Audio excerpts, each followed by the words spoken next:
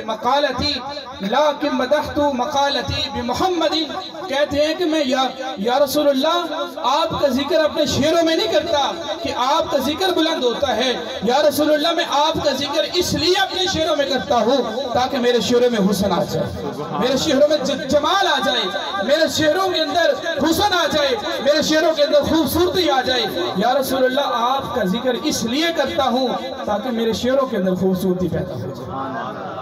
और यही हजरत हसन बिन साबित जिन्होंने हुजूर अलैहिस्सलाम का हुलिया मुबारक जब बयान किया ना,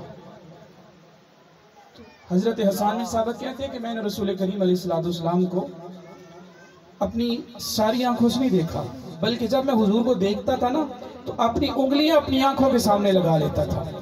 इतना ज्यादा हुस्न था हुजूर का, इतनी ज्यादा रोशनी थी, इतनी ज्यादा चमक थी। मुझे इस बात का डर था कहीं हुजूर की चमक की वजह से मेरी आंखों की बेदाई ना खत्म हो जाए, कहीं हुजूर की चमक की वजह से मेरी आंखों की बेदाई ना खत्म हो जाए। और यही हजरत हसन बिन साबित कहते हैं कि